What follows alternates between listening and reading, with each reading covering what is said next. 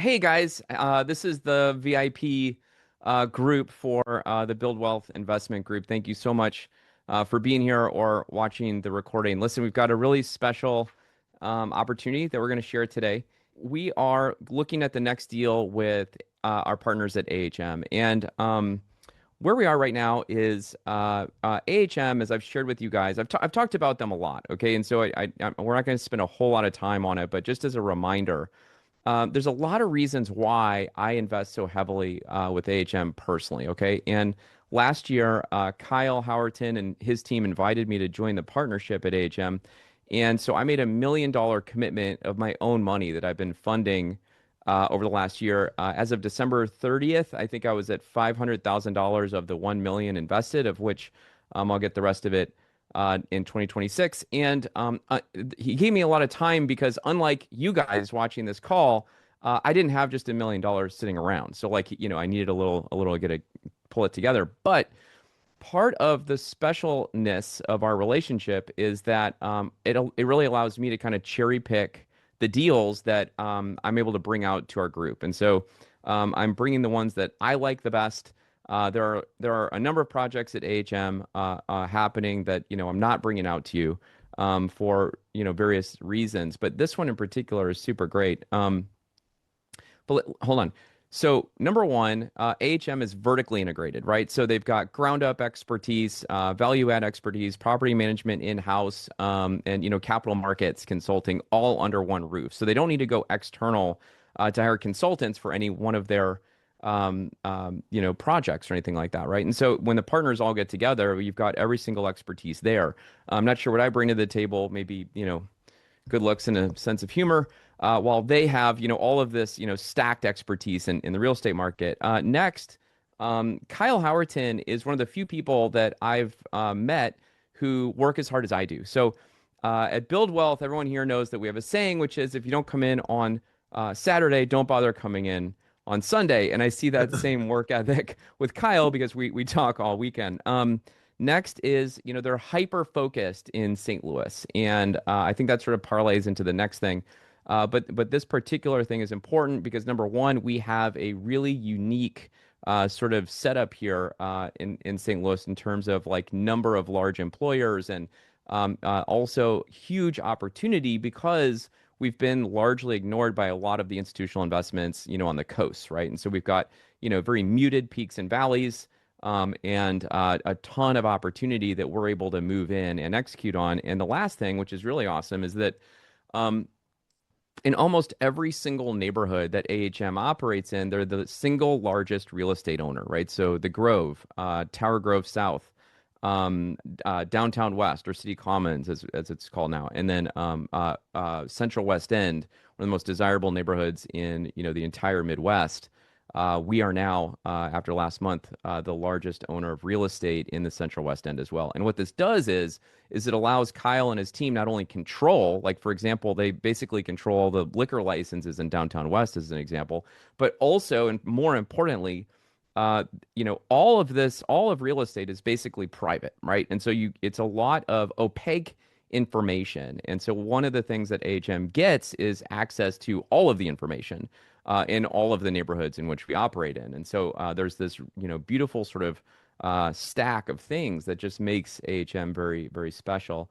And so, again, as I was looking at this project, I was like, well, what a perfect opportunity to start to bring things out to, our best investors first. And the reason why is because, it's only a $2.5 million raise that we need for this project. Kyle's going to jump into the PPM here in a second. We're calling it, the project is called the Nicholas. Okay. There was phase one and phase two. Nicholas phase one was a value add rehab. And it was probably the first project that I watched the whole entire thing happen with AHM. I saw them buy the property. I saw them make the property very, very ugly on its way to becoming very, very beautiful. And I actually attended the investor kickoff when the building opened and watched them lease it up in record time. And so when phase two came around, I was very excited. And it's got a lot of the attributes that we look for here. And I need to stop talking, Kyle, because we're going to try to get this done in an hour. And I know how excited we get. How are you doing? I'm good. Glad to Good. hear that Listen, your vision yeah, is fine and that you're in perfect health. great. Thank you. Well, Again, I would introduce you, but this is our VIP group, and I know that we already have a number of investors, and so without further ado, this is Kyle Howerton, managing partner of AHM, and our fearless leader through the PPM today. So I want to make one thing very clear though. The PPM that Kyle is going to share, okay, is for the Nicholas Phase 2. We're going to have an SPV called BuildRise II, the Nicholas, okay? BuildRise 1 theoretically being the 314, okay? And there's no additional fees, there's no additional anything. Just don't get hung up in the words. And there's no other investors outside of BuildRise 2. Okay. It's really just existing so that I don't have to give you guys multiple portals to log into. I just want everything in one place. Okay. And so we're creating a legal entity to with no other purpose than to invest 100% of all funds that come into it into the Nicholas Phase 2. Kyle, what's going on? hey, a lot. Yeah, you know what I would really like to do on this call, especially What's since that? it's about 25 people, is maybe not be plod through the PPM as much as just kind of like tell the story and then answer any Yes. questions pop up, and also share some visuals that are applicable when we're talking about certain things. But maybe Great. that would be I'm hoping that that works for everyone. No, that's great. And the other thing I'm going to throw out there, gang, is, in Zoom, we obviously have a chat, and feel free to drop things in the chat. But there's also a Q&A button at the bottom. And so if you want to ask a question, it's actually much easier for us to manage if you drop it in the Q&A. It won't get, lost. So, please do that. And also, if you haven't watched the video we made of this opportunity that I emailed to you yesterday and the day before, please, please, please go watch that because it's going to put so much color and so much framing on this opportunity for you. Kyle, how would you like to start? Yeah, well, what I realized is what I realized in all transparency is that it's probably better not to work off of a PDF, but I just pulled up the PowerPoint. So Okay. why don't I just share my screen and we'll kick it off and hopefully we'll just make some organic magic. Okay. All right. So in 20 there are four partners in AHM. I promise this is going to that this is relevant. So there are four partners that are well, five now, including Walker, but four kind of co-founding partners or primary partners that this is our exclusive day-to-day career and passion. So three of us that are the A, H, and M, and I'm the H. And then there's a fourth one, Brian Pratt. Well, Brian Pratt became the fourth partner, equal partner in AHM in 2021. And the whole reason that he came into the fold of AHM is because Brian and I knew each other in AHM. You know, AHM has scaled up pretty quickly since 2021. Brian and I knew each other through capital markets advisory work that I did at a firm that he was running the development group of. And when he left that to hang his own shingle in 2020, I reached out to him and said, "Hey, there's this little property, and it's. Can you see my cursor? Yeah. Yeah. Okay. So it's this existing structure here. It was a vacant medical office building that what you maybe can't tell from gosh, no, I'm just gonna fuddle around. Um, so So this is the existing structure that's the Nicholas Phase 1. And so it was a vacant medical office building whenever we acquired it. This is actually an image from, I think, 1926. It was constructed in 1916. Fun fact is that it's one of the highest points of the city. So in terms of elevation, so although it's only five full stories, when you're on the rooftop, which there is a rooftop for only 28 units, because it's a really well amenitized building, you have unobstructed views, 360 views of the city, and directly across the street, you have two level one trauma center teaching hospitals, and those hospitals plus SLU, St. Louis University's South Campus, those three entities, SLU South Campus, which is their medical school, nursing school, physical therapy, occupational therapy. It's really medical driven, and School of Social Work, as well as St. Louis University, SSM Hospital, and Cardinal Glennon Hospital, which is currently undergoing a $400 million ground up construction to replace the historic building. You have over 10,400 people. So I called Brian and I said, hey, how would you like to do this one-off deal together and feel each other out? And he said, sure. That sounds really interesting. What building is it though, before I commit? And I told him, and he was like, oh, that's an amazing location. This is a great building. We should save it, because the alternative was that it was going to be scraped for a parking lot by the all-powerful hospital owners. And the neighborhood and community went up in arms, because it's a historic. It was one of the first fireproof office buildings in the city of St. Louis, and we walked through it, and he was sold, based off of our success in working together, then he came into the fold as the fourth partner of AHM Group.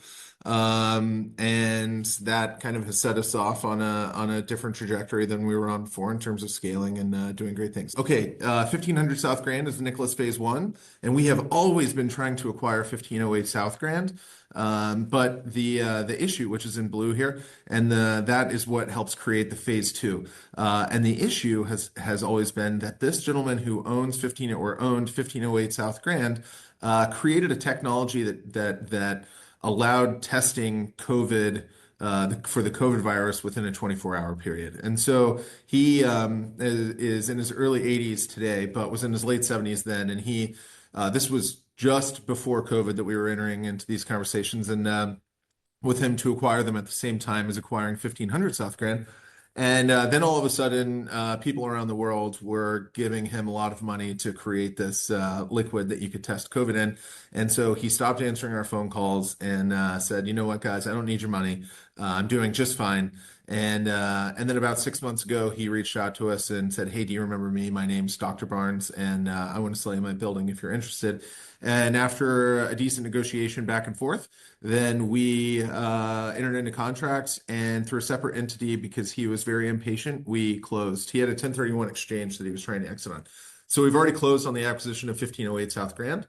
And through acquiring what's in blue, we're able to utilize the excess land that's part of Phase 1, Nicholas, the 28 units that has been in service since August of 2023, to create a new project that will occupy all of the excess land, and then add another 111 units.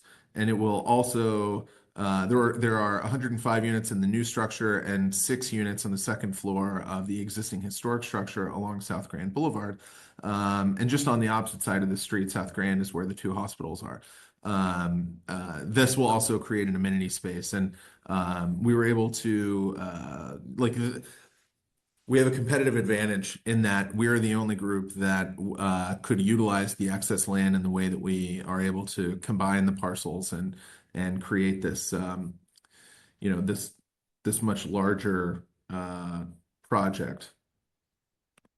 Now, the number one complaint that we have, and I'm kind of skipping around, but the number one complaint that we have at the moment from prospective renters of Phase 1 is that they do not like the surface parking lot. So they say, like, I would love to live here, but like, what's up with the surface parking lot? It's not a truly secure lot. It's not covered. I don't like it as much. And so one way that we're able to get around that now is by this what's called a 5/2. So it's 5 stories of wood frame construction over a 2-story concrete deck. And so this will add 135 secure parking spaces for the 139 units.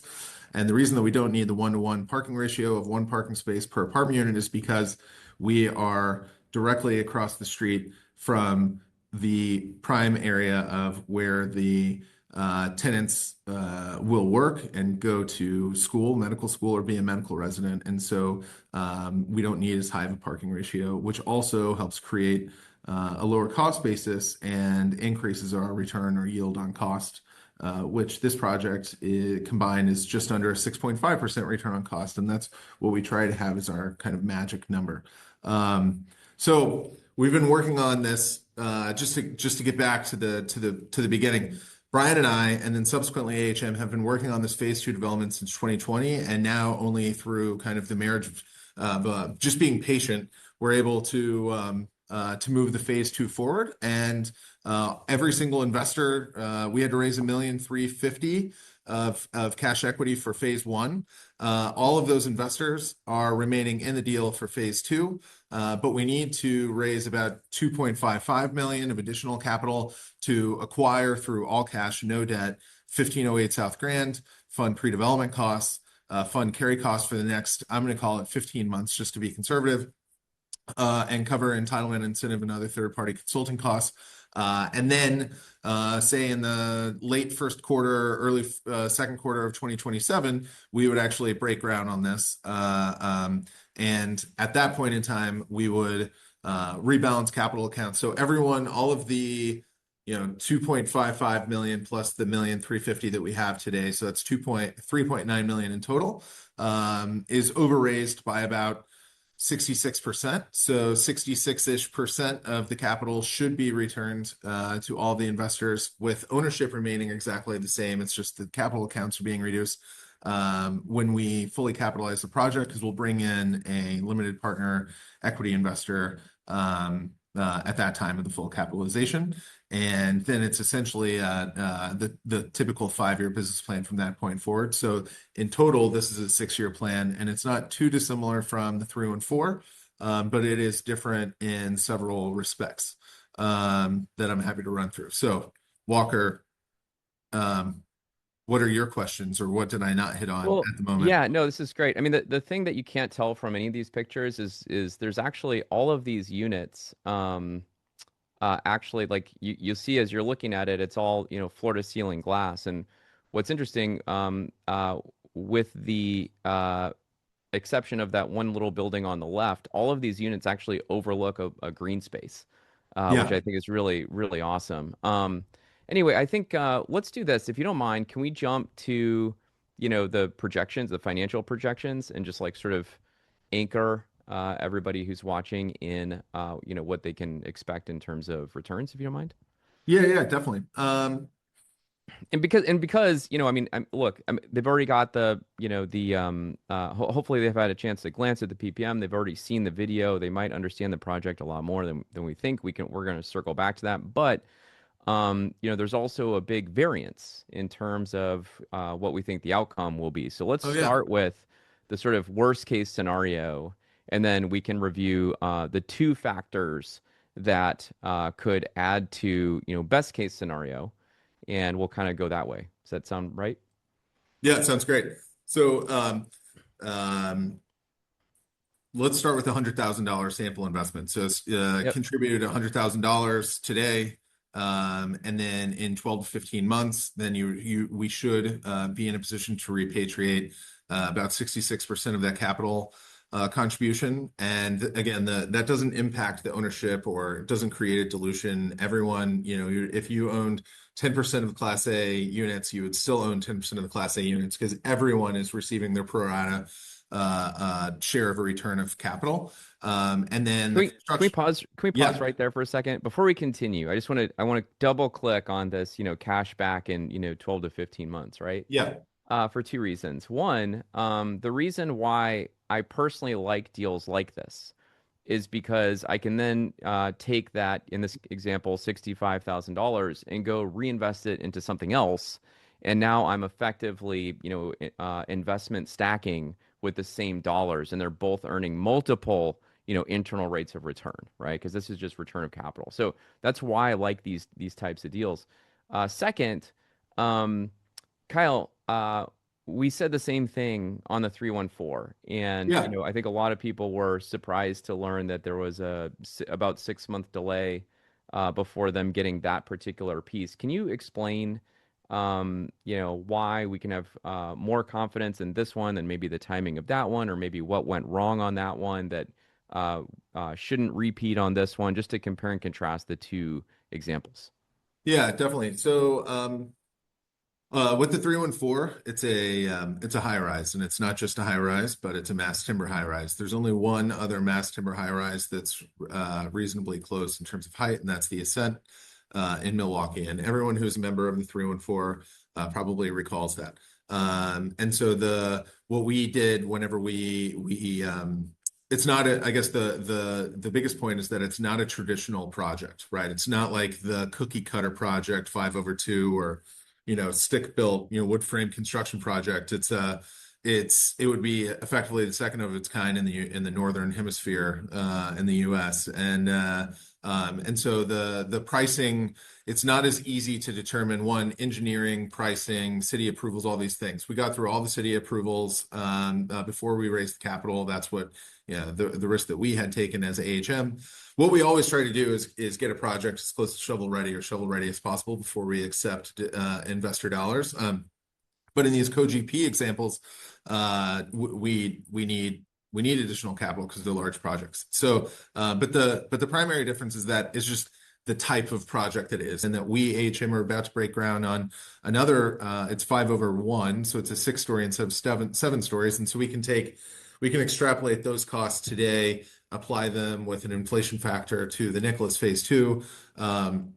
We have the geotechnical and the topographical studies, and have a much higher degree of probability of we know what we're getting. The second thing is that the key difference is that this project, the Nicholas, is in the Midtown Redevelopment Corporation, which is run by St. Louis University, and so we have we get to skip the city processes of entitlements and incentives. And actually, this is something that needs to just be kept between this group for political reasons. But you get to skip any sort of city approval. So we'll have a 90% real estate tax abatement and material sales tax exemption and an approved project in about 25% of the time as it would normally take. But that's really the difference. It's the construction type and the number of times it's been done versus not. Yeah. So I mean, I think, to summarize, number one, no projections that I've ever seen on any project of any kind or any business have ever been correct. They're always wrong.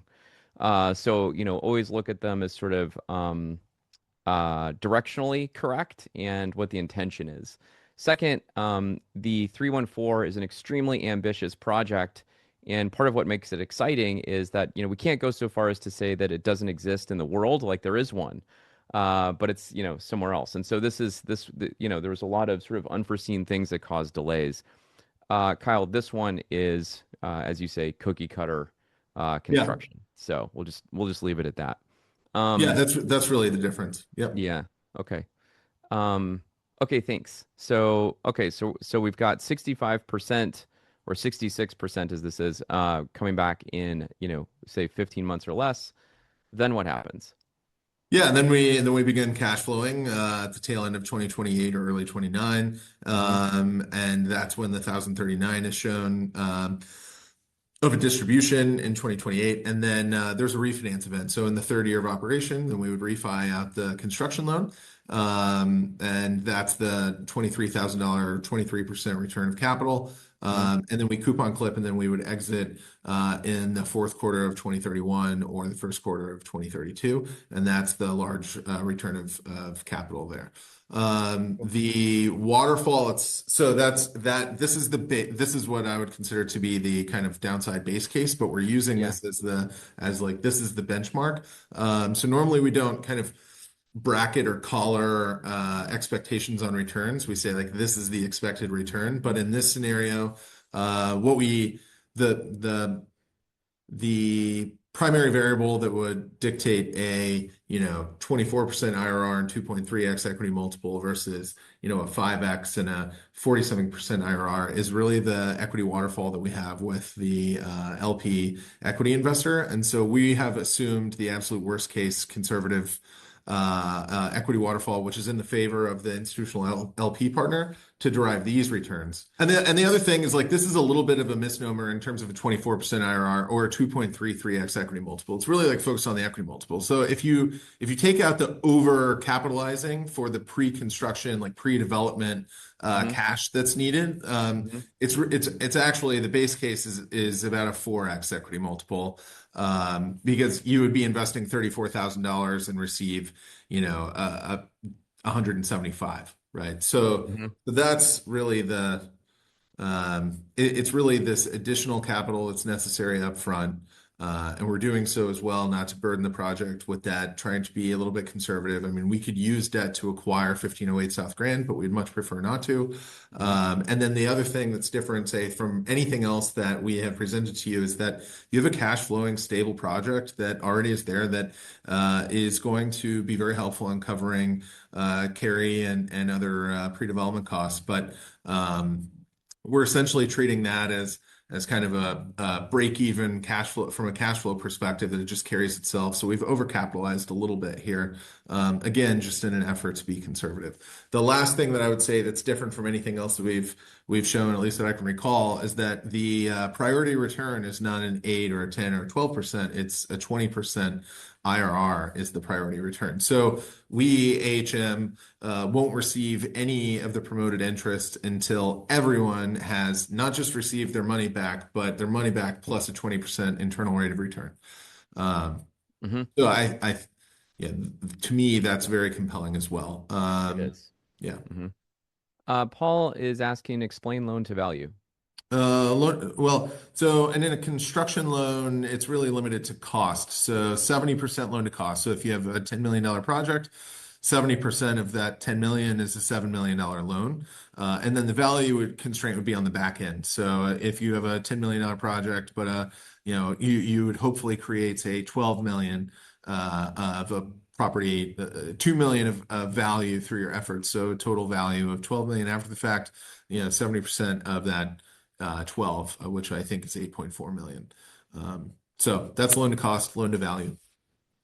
Patrick says, to clarify, the existing building will be rolling into this project. Yes, that's exactly right. And they'll be operated as one project, one Hmm. property. There'll be one property management team. Like that's the other thing that this does. I mean, it creates a lot of efficiencies.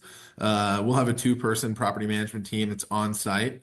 There'll be the way that we operate the portfolio is that we generally don't have on-site managers, but this will be of sufficient scale and kind of a class A, I would say almost a quasi trophy asset. And so we'll Hmm. have an on-site team to provide that dedicated service to the tenants. And then the maintenance team will just rotate through. So, And then Kyle, we've got the, worst case scenario, we've got the best case scenario, okay? yeah. Um, is it one or the other, or it could be anywhere in the middle? Yeah, it could be anywhere in the middle. Correct. That's Okay. right. And a lot, and like that is will be driven more by Yeah. market conditions at the time, throughout the duration of the project. Our interest rate's going to continue to decline. Like we haven't underwritten declining interest rates. Hmm. Just like for the legacy portfolio. We didn't underwrite declining rates, but guess what? The rates are already about 15. Our interest rate on legacy portfolio is about 15 basis points inside of what we were underwriting, and hopefully Hmm. at the end of this month it'll be lowered by another 25 basis points. So, um, yeah. Awesome. Okay. How comfortable are you with the projected sale price at a 5% cap rate, but at $654 per square foot is far higher on a square foot basis? It is, yeah, it is far higher on a per square foot basis, and really that's because we're using exact net rentable area on our project, and not really apples to apples to the others because we don't know. It's hard to compare, but it's really the commercial real estate world is driven more by dollar per unit and cap rates rather than dollar per square foot. Um, and it's Hmm. also 6 years from now.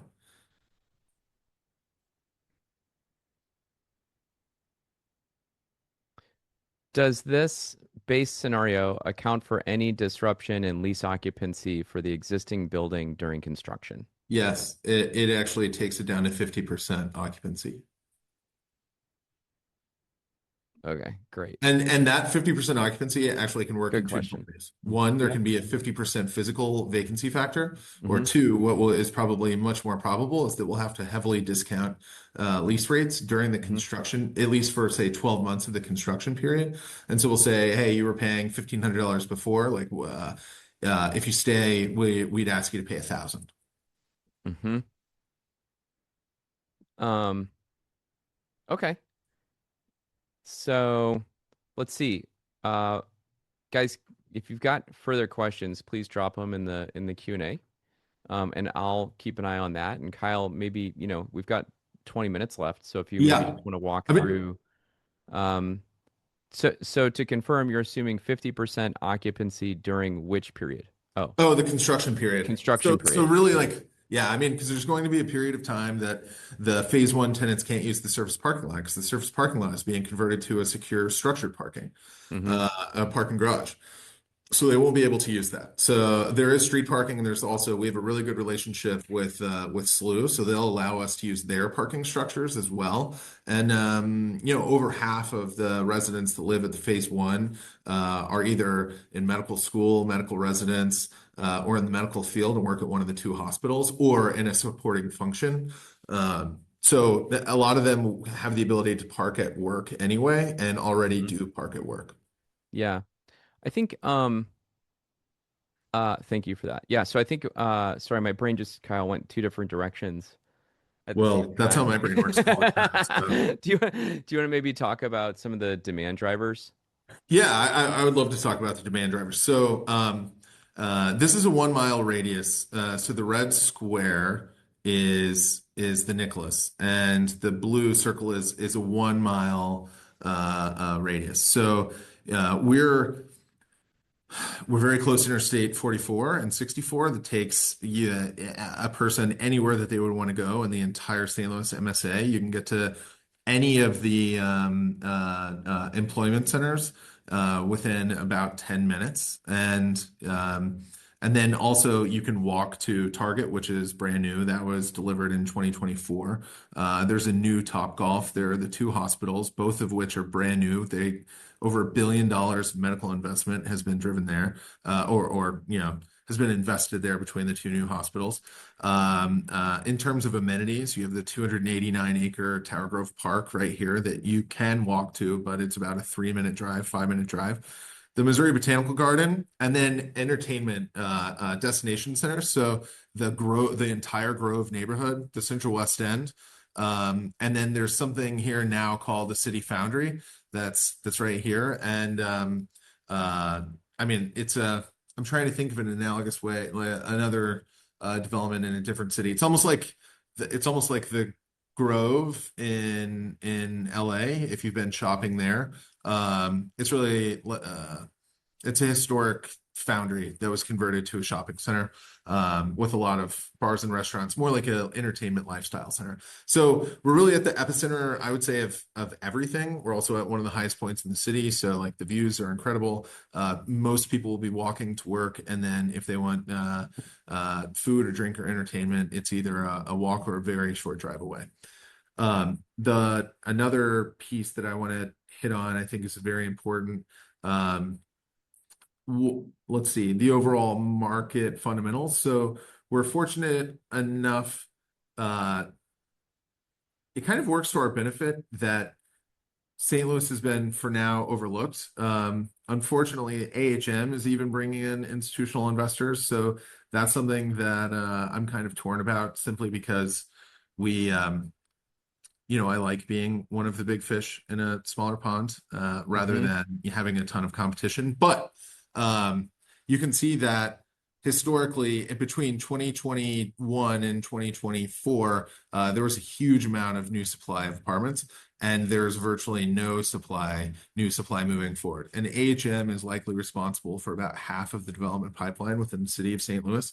And so this is really compelling. There's only about 1.4% of the St. Louis MSA housing stock that's currently under construction, and that's one of the lowest development ratios across the country. Um, and then compound that with things like population growth in the central corridor. Um, Hey, Kyle, when you're ready, we've got a couple of questions.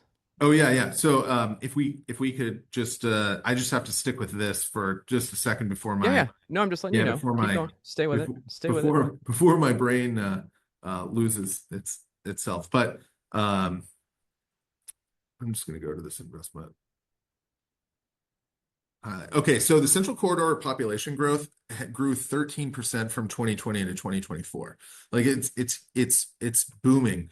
It's booming in job creation, population, new bars and restaurants, and you can that's evidenced by the fact that Target put a city Target just 2 blocks north of this project, 3 blocks north of this project. Um, Per capita income has actually grown by 9%, a CAGR of 9%, 2019 to 2023. That's 24% higher than the national average. And then if you want to talk about sales tax growth, so like we look at all of this data to say like, are we crazy or are we crazy, but like also kind of onto something?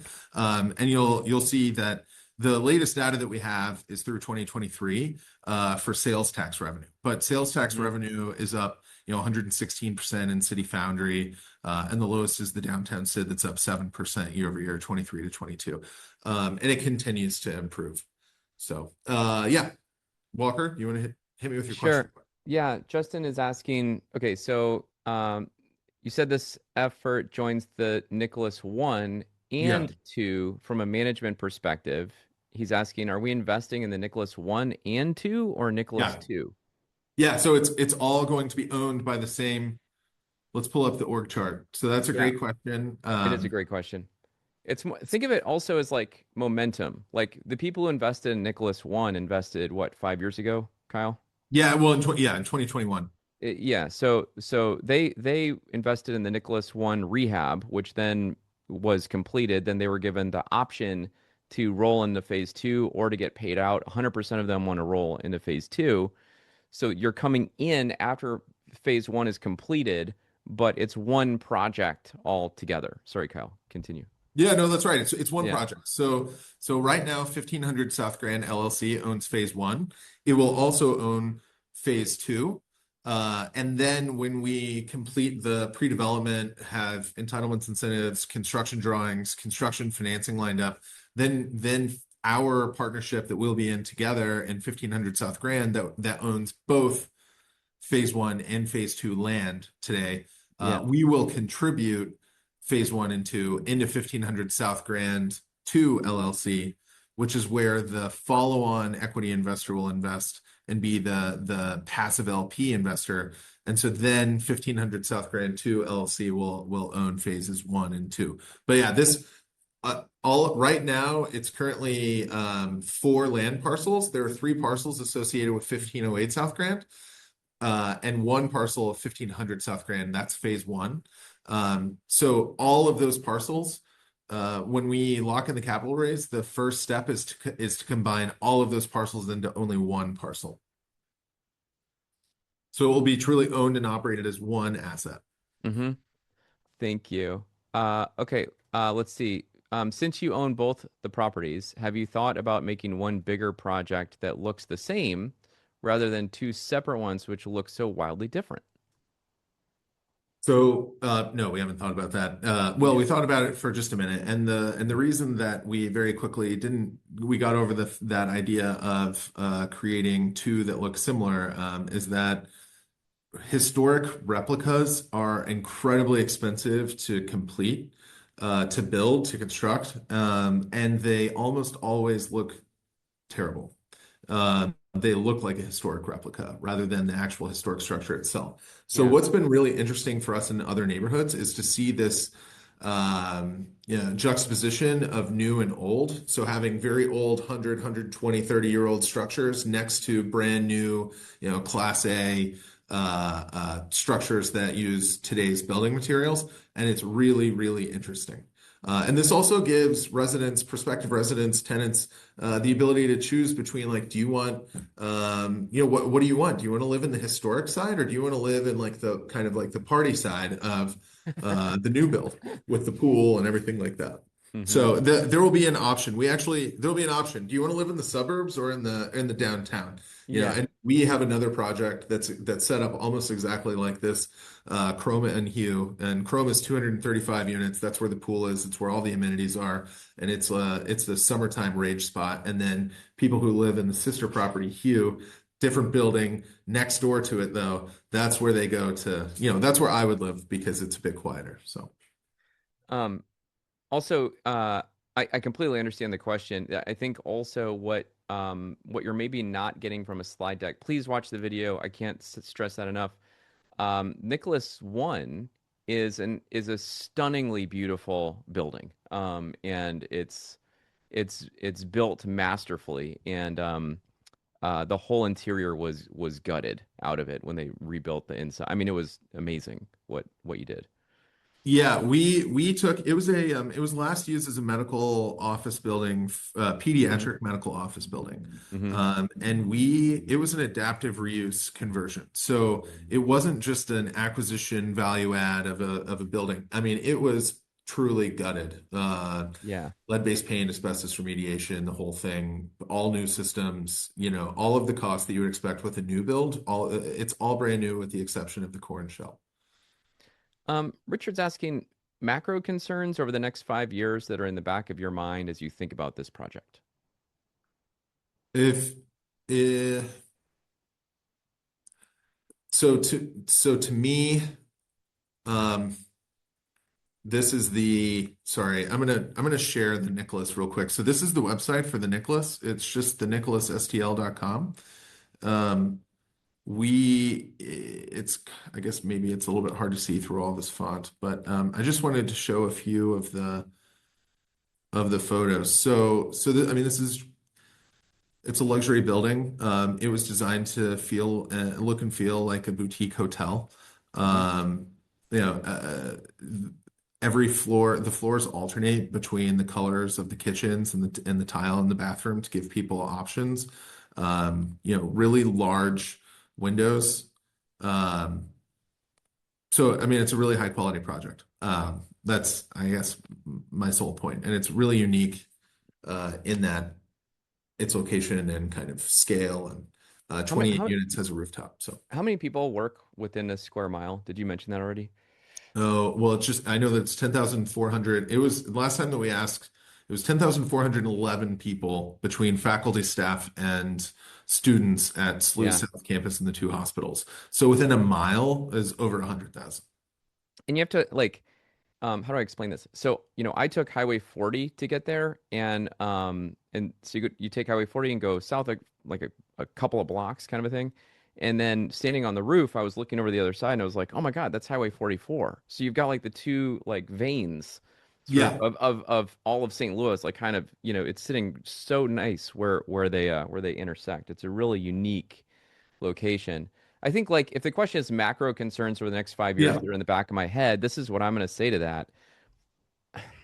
You know, Speaking personally for myself, I really look at like the ultra high net worth individual portfolios and how they allocate over assets. I can tell you that right now, I have all in with AHM and all their projects. I probably am personally invested about $1.8 million of my own family's money just in AHM sponsored real estate. Okay.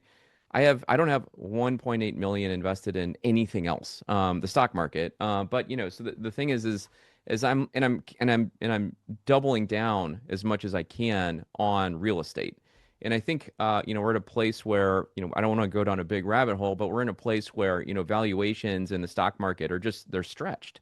And I think that, if you really were to think about like, macro concerns, then it's always like, well, what if there's like, another 9/11? What if there's another COVID? What if there's another, even a real estate bust, right? I mean, like any of these big black swan moments, I think that allocating a large percentage of my own portfolio into real assets, especially real estate, is sort of like the foundation of where investing is, right? And so I think that like, I sleep well at night knowing that there's not this huge volatility. The volatility that we're looking at here is how much money are we going to make? Are we going to only double our money, or are we going to, are we going to, get a 5x kind of a thing, right? So, just speaking to that point, Kyle, did Yeah, you and want to I add? think more specifically in the real estate Hmm. economy, we've been getting our teeth kicked in for the last 3 years. So That's while right. everyone in the public That's right. markets has been just like nailing it, like, oh, this is amazing, the like best 3 year stretch ever,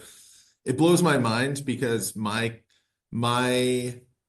industry colleagues and AHM, I mean, we've been on, self-preservation mode, frankly. Like, how do Yeah. we just get through this? So in 2023, the motto was survive to 25, and then we got to 25, and rates weren't interest rates.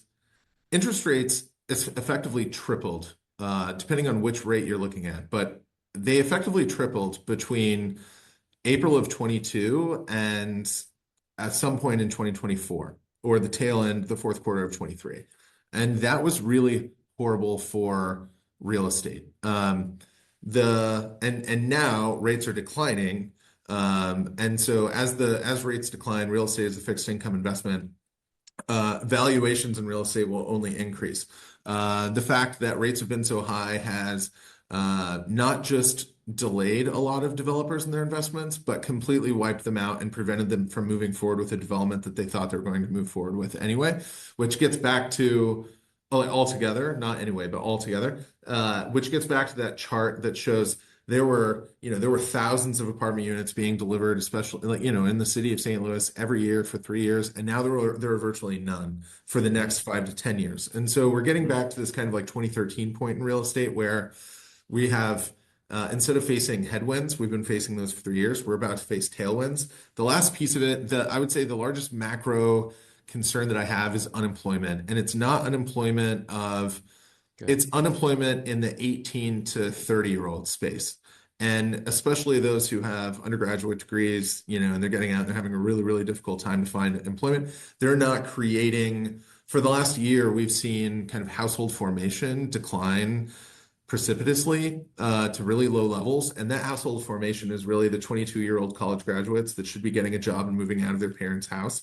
And they're moving into their parents' home because they're unable to obtain full employment.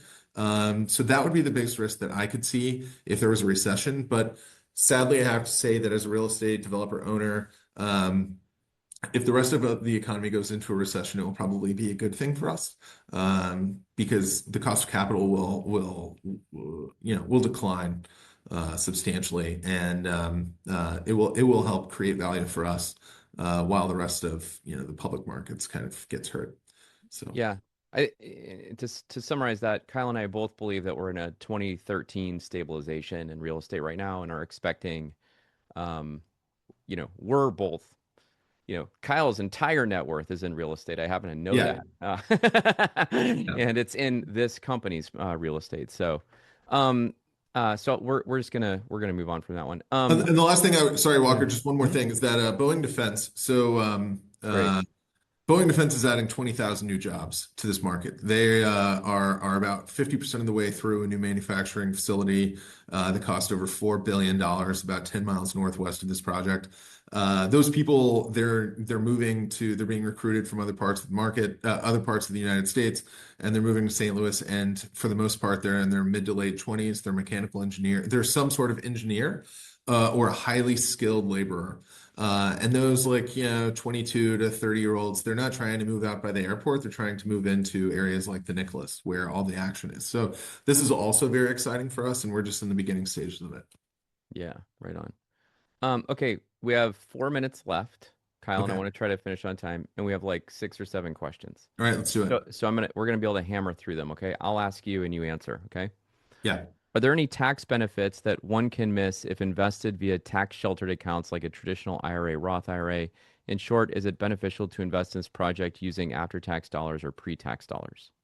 I can't answer the after pre-tax dollar question, but I can say that a self-directed IRA is my favorite form of investment. My favorite, I guess, funding source for real estate investments. 1031, I think the benefit of a 1031 exchange, which is a tax deferred exchange, is overblown in that one, it could be wiped out at any point and by Congress, and two, it's really, really difficult. You ultimately have to die to get those benefits, and then your heirs receive a stepped up basis. So a self-directed IRA is the way to go, in my opinion. Yeah. Are there specific tax benefits being given to people that are not in an IRA? Yeah, just a high depreciable base. So we're not one for accelerated depreciation. We like to kind of Yeah. match income and depreciation to ensure that there's no net income over the life of an investment, which is probably a little bit different than people I see elsewhere. But I think it's more of a gimmick to say like, oh, well, we're going to have, 80% of your investment is going to be Yeah. written off in the first year. It's like, Yeah. but then what? Yeah. Then you got to So pay that's my ordinary concern, income. and it Yeah. just is. I don't think we're wrong and they're not wrong. It's just like, how do you want to do it?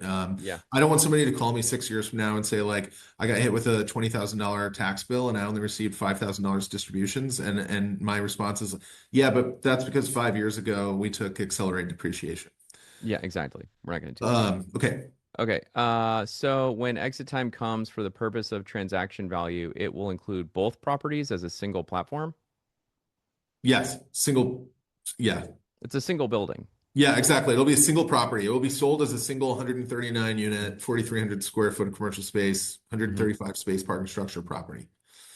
And so It's we'll good. be selling to an institutional or a quasi-institutional like a family office investor, and that compresses cap rates. Okay. What is the expected exit strategy in terms of the type of buyer you would target? A family office or an institution. Yeah. Sorry, my question was more, why not demo Nicholas 1 and make the entire property Nicholas 2? No. Yeah, so I would put it this way. So the cost basis is way too high to do that, and we wouldn't have much to gain from doing it. The land parcel is too wide and too deep to effectively kind of cover it from a floor to area ratio perspective, and so all you would be doing is adding about $9 million to your land basis and maybe getting 40 additional apartment units out of it when we already have 28 there. Hmm. So instead of our cost basis, like one of the investment highlights here is that at 1508 South Grand, we're able to add 111 apartment units at about 1,125,000. So it's like $10,000 an apartment unit is the land basis. If we demoed phase two, it would probably go to $40,000 a unit in land basis. And that's just mental math. I'm probably wrong on it, but that's Hmm. why. Um, I like your thinking there. Okay, your rent price expectation appears to be in the top third of the comps. Can you speak more about the overall build quality amenities for phase two to justify top third pricing? Yeah, it will exceed uh every the most like kind property is the Marlowe. So I think Yeah. that's in the rent comp charts. That is the most like kind property. We actually own Chroma and Hue and YO and let's see. Um,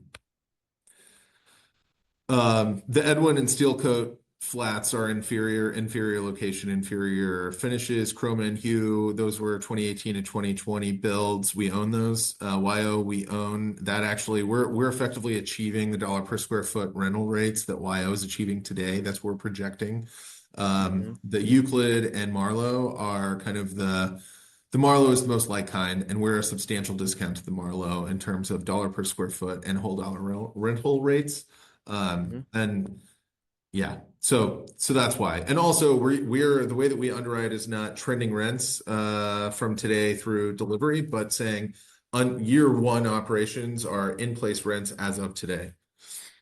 Hmm. Adam, I'm reading your question, and I'm going to read it, and then I'm going to answer it. So, if we're in Legacy One, are we in a way invested in the Nicholas? I would like some clarification the differences in the two. It sounds like the Nicholas raise is for acquisition development, and that's where the profits come from, versus Legacy encompasses a wider array of properties. Okay, here's the deal. Um, Build Legacy is a fund that targets the central west end of downtown St. Louis. It's a very specific neighborhood. It's built-in diversification. It does have the last 1 acre central lot that we are planning to build in, and all the seed properties have been acquired. And spoiler alert, everything's going better than we thought already. And we're going to continue to acquire. This project, the Nicholas, or as we're calling it, BuildRise II, is not in the Central West End. This is a very one-off specific syndication around a very specific project. So I hope that answers the question. Please jump on a call with Mike. I'm also happy to talk to and everyone on this call. Should have my cell phone number, so I'll drop that in the chat as well. If you don't have it, please get it. Um, okay, Adam, we're going to consider that one done. Chris, good to see you. Exciting project. Thank you for the update. Any AHM scaling issues anticipated given the volume of projects all running in parallel? Great question. Yeah, it is a great question. 2026 is the year of execution for us, so we're not seeking to acquire anything else. We have a lot of deals that are in our development pipeline, maybe another three or so Mm. that we'll look to move forward. We are in fact hiring one more person to be an assistant development manager to work directly under Brian, my partner Brian, or our partner Brian. But no, we're pretty we've gone through those scaling issues. So. That Um, was yeah. I And see then David, thank you for your David. comment. I don't know if it's if I look rugged or if I Yeah. look like I just came from the swamp, Yeah. but I'll take the investment. David Compliment. Deibel's in Thank for you. 250. Thanks, Mom. Mom's sitting behind him, pushing him. Thank you. Thanks, Dad. Thanks, Mom. Appreciate you. You're in for 250. Okay. Let's see. Answer live. Done. Patrick, if the exit strategy doesn't pan out in 5 years, what are the projections for general net cash flow for this building? Great question. Yeah, so the expected annual cash on cash, if we needed to hold it, would be very high single digit cash on cash to very low double digit cash on cash. So I would assume maybe a 9 to 13% cash on cash. Uh, you said 9 to 13%. Is that what you Yeah. said? Okay, Yeah, so let's just and that range is driven by assumptions of where long-term fixed rate debt would be priced, the interest rates. Yep.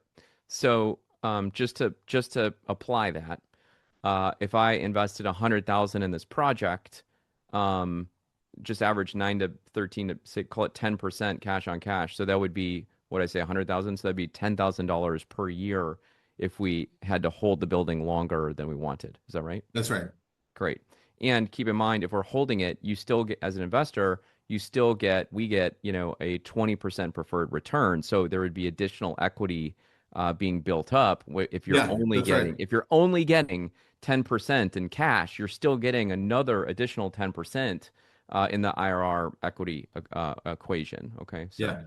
um, good question. We really Uh, just wanted to show that the whole reason we structured this, we just wanted to show how much AHM believes in this project and make it easy for exactly. people to say yes. Good. Okay, good. Natalie dropped my cell phone in there. Please call Mike Brown first, please. Mike is here to talk to you guys. Everyone on this call should absolutely know Mike Brown. And Natalie also dropped in the chat his calendar. She's also dropped in the chat the investment portal, so you can go through and check out the PPM, make that soft commitment. Again, by the way, thank you for everybody thank you, said very nice things about this call. I appreciate you.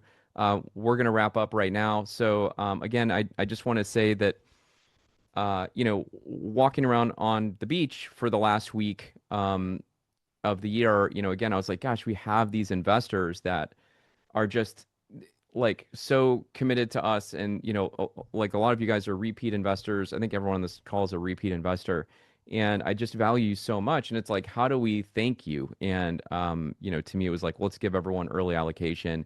And I looked at this project, and obviously I cherry picked it because I love it. And I was like, well, this is only 2.5. So although the plan is to take it out next week to the greater community for everybody, the truth is I might pause on that just because I think that I want to give you guys the opportunity, because this whole project, look, should just be a VIP project, because it's I'll let you decide that. There's never any pressure. It's always an invitation. So I would love that, and so just extending that to you.